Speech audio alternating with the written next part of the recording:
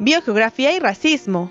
Las metáforas son figuras retóricas que adquieren un significado distinto al convencional. En la primavera de su vida, estaba tan flaco como una cabeza clavada en una pica. Son frases que remueven el sentido habitual y producen relaciones impensadas. Revelan similitudes previamente imaginables. Por lo tanto, las metáforas surgen de la capacidad imaginativa y pueden tener una gran fuerza creativa.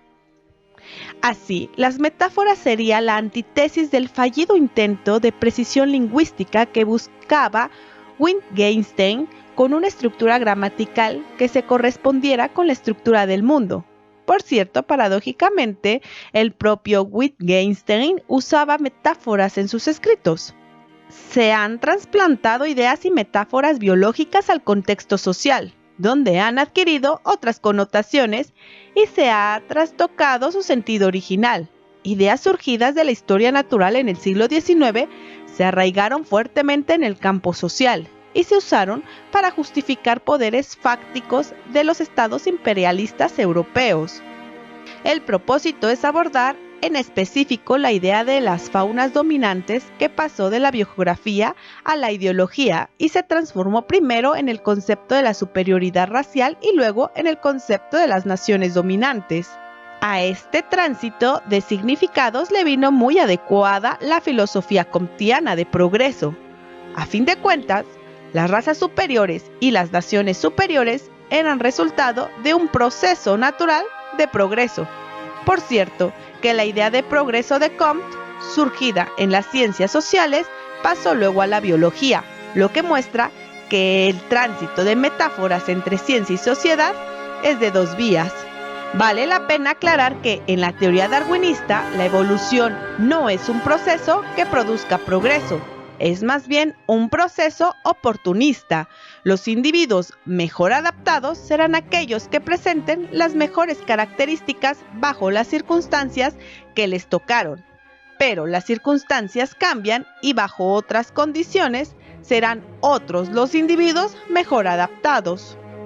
La idea central de la doctrina del diseño es que los seres vivos poseen una estructura y un funcionamiento perfecto, y están perfectamente adaptados a sus circunstancias. Un caso que no explica esta doctrina es el que planteó con toda claridad el naturalista inglés Alfred Russel Wallace. A pesar de que Borneo y Nueva Guinea son islas con un tamaño de área similar, condiciones climáticas prácticamente iguales y vegetación muy parecida, tienen especies de animales completamente diferentes. Por ejemplo, mamíferos placentarios en Borneo y mamíferos marsupiales en Nueva Guinea. Desde la primera mitad del siglo XIX ya se conocían los principales patrones biogeográficos.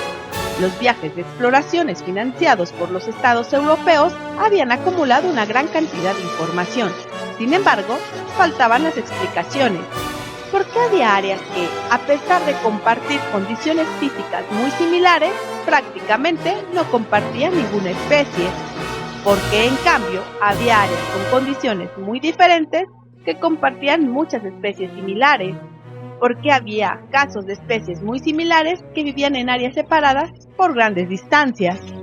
A mediados del siglo XIX se daba un debate para explicar la distribución geográfica de los organismos. Extensionismo. En el pasado existieron grandes extensiones terrestres actualmente desaparecidos, versus permanentismo. La posición relativa de océanos y continentes ha permanecido estable y solo ha sufrido cambios menores.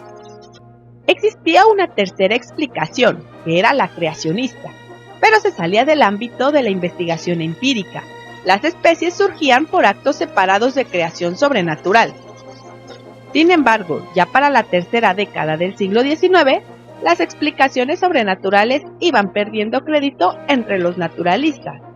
Charles Lyell, el geólogo escocés y tutor intelectual de Darwin, promovió un modelo de explicación sobre los fenómenos de la naturaleza que apelaba estrictamente a causas naturales y evidencia empírica, y que descartaba cualquier conjetura sin base empírica y cualquier explicación por causas sobrenaturales. Lyell fue partidario de la tesis monogénica para explicar la distribución de las especies.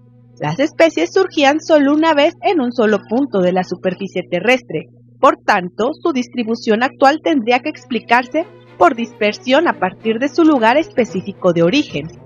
Edward Forbes explicaba de otra manera la vegetación de las Islas Británicas. Más que dispersarse saltando grandes distancias, las especies vegetales se habían ido desplazando gradualmente desde Europa a través de un puente terrestre ya desaparecido que unía España con Irlanda. Lyell y Forbes coincidieron en la tesis monogénica. Difirieron en si había o no centros especiales de creación. Lyell afirmaba que no, que las especies surgían en cualquier sitio. Forbes argumentó que la dispersión, saltando barreras, no explicaba el hecho de que las especies de Inglaterra fueran exactamente las mismas, incluso las que tenían capacidades de dispersión muy pobre.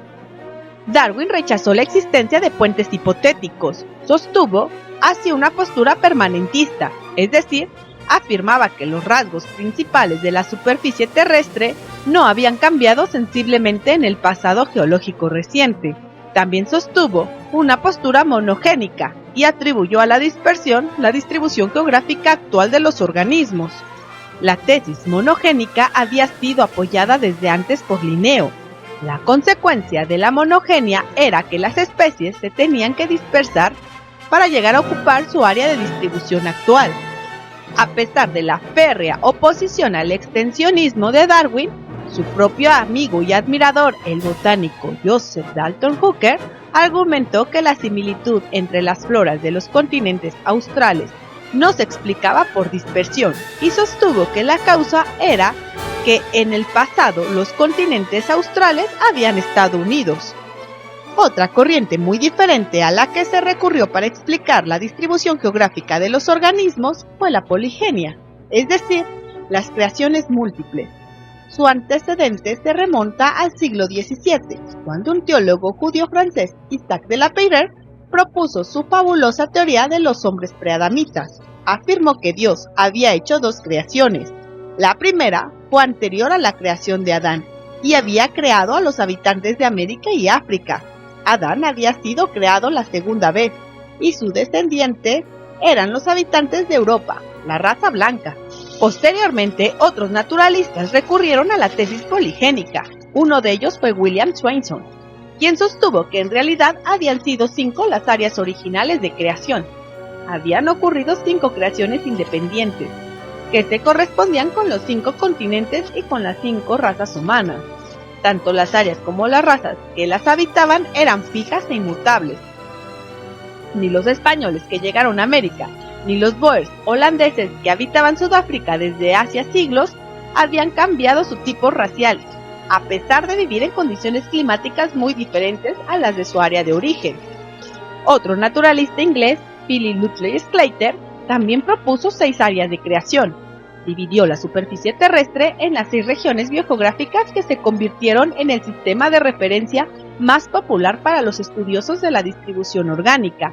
Sclater no recurrió a la dispersión para explicar su sistema de regiones. Sencillamente, cada una representaba un área de creación independiente.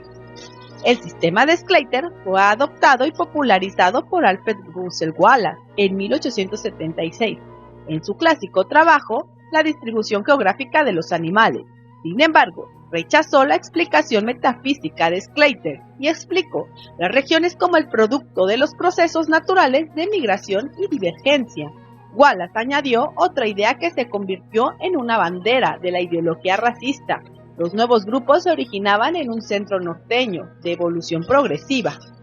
Ya desde el siglo XVIII, el conde de Beaufort había propuesto la idea de la superioridad de la fauna del viejo mundo. Creía que la vida se había originado en las tierras septentrionales del viejo mundo y se había ido expandiendo gradualmente hacia el sur a medida que nuestro planeta se fue enfriando.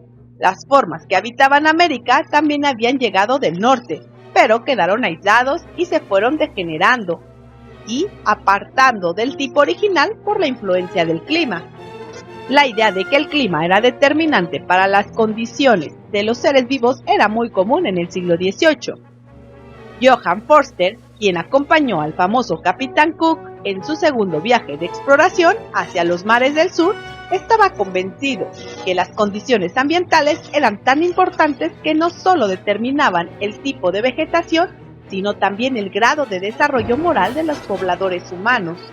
Así explicó que la miseria moral de los aborígenes de la Patagonia se debía al frío. La idea eurocentrista era común, lo mismo que considerar a los habitantes de áreas que no fueran Europa como especies diferentes a la especie del hombre blanco europeo. La idea de Lapeyre fue común entre los partidarios del racismo, por grupos creacionistas y por enemigos de la teoría evolucionista de Darwin.